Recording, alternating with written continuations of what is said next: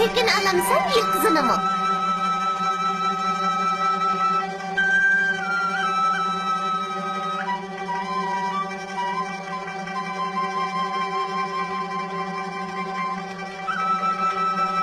Burunun burnusu da güzel, boyaşat, avat bir yurt bulgan ekan.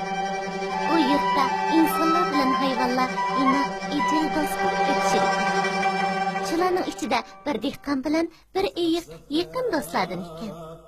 Ularning ikki etis terilg'i yeri bor bo'lib, bir yili ular birlashib bu yerga parangi terishga tutishibdi.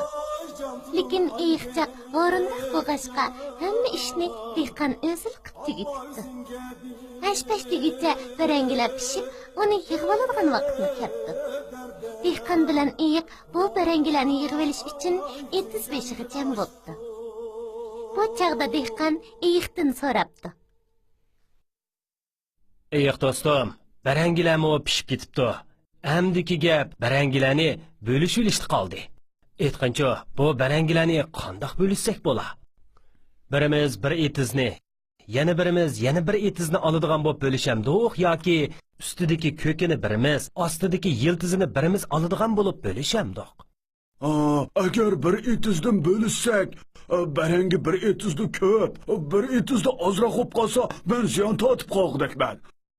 Şuna birimiz üstüdeki kökünü, yana birimiz ostidagi yiltizni oladigan bu chora xeyli bo'ladigan da qilamdi nima? Bunda qarasam bu parangilarning kökü yiltizdan ko'ptak qiladi. Yani kelib bularning yiltizni ko'lab chiqarish bir avorchilik. Shunga men ustidagi kökünü olay, sen yiltizni olgin. Ha, do'stim, yana obdanroq o'ylanib baqqan. Men ko'ki bilan yiltizning gapini chaqchaq qilib deb qo'ydim juma. Voy, bo'ldi, o'ylanishdan hojat yo'q.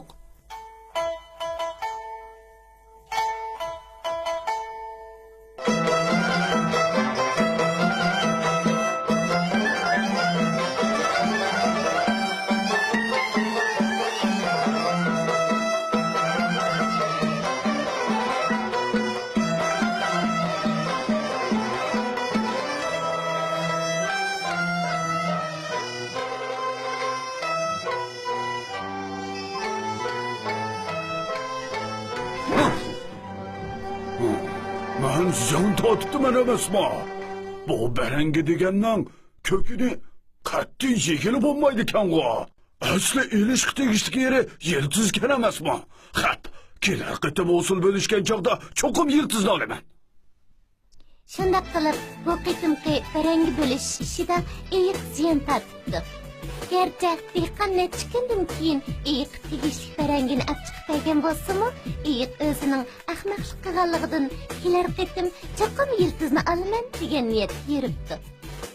Ikkinchi yili ular ikkisi birlashib bug'doy terishga kelishibdi. Eyiq yana shu burunqideklar g'o'rinlik qilib, qayer soyi bo'lsa, shu yerda uxlab, o'ynab yuribdi.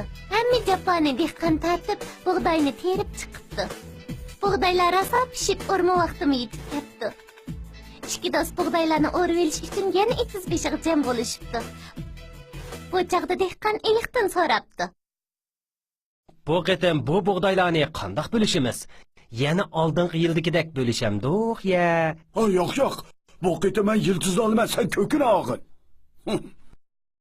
Ha, bo'pti, xolig'iningcha bo'lsin. Mushundaq saboqlarni ko'proq olsang, buningdan keyin o'ylanib gap qiladigan bo'lasan. Shunday qilib, bu qitim eyiq bug'doyning yiltizini, dehqon bo'lsa ko'kini oldi.